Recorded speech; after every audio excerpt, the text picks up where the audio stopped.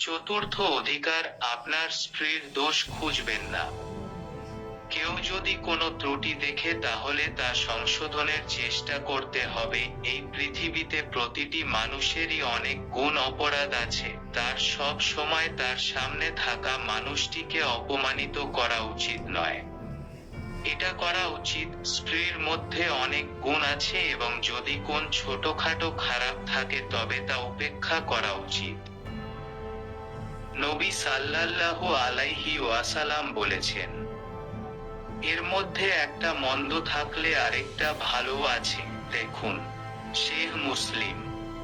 এই গুণটি কি কোন কম যে সে স্বামীর ঈমান রক্ষায় সর্বোত্তম সাহায্যকারী, অন্যথায় স্বামী পাপ করে ঈমান নষ্ট করলে পরকাল ধ্বংস হয়ে যাবে।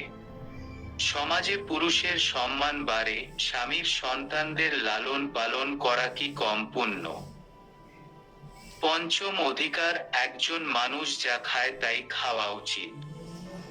উদ্দেশ্য এই যে, বউ যেভাবে ভালো খাবার চায়, সে তার বন্ধুদের সাথে ভালো করে খেয়েছে, কিন্তু এটা মানুষের শালীনতার পরিপন্থী।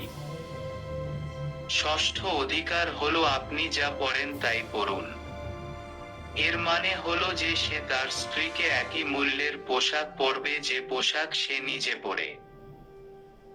সপ্তম অধিকার, ঘর থেকে বের হবেন না। বিনা অপরাধে তাদের বাড়ি থেকে বের করে দেওয়া উচিত নয়, ছোটখাটো বিষয়ে তাদের ঘর থেকে বের করে দেওয়া উচিত নয়, এ ধরনের কথা পরিহার করা উচিত এবং তাদের তালাকের হুমকি দেওয়া উচিত নয় এবং গুরুতর বাধ্যবাধকতা ছাড়া তালাক দেওয়া উচিত নয়। অষ্টম অধিকার, পিতামাতার সাথে দেখা করতে বাধা দেওয়া উচিত নয়। যদি কোনো কারণে শ্বশুরবাড়ির সঙ্গে স্বামীর সম্পর্ক ঠিক না হয়, তাহলে তাকে তার বাবা মায়ের সঙ্গে দেখা করতে বাধা দেওয়া উচিত নয়, এটা তার অধিকার। নবম অধিকার, স্ত্রীর পিতা মাতা ও আত্মীয় স্বজনের সাথে আচরণ করা।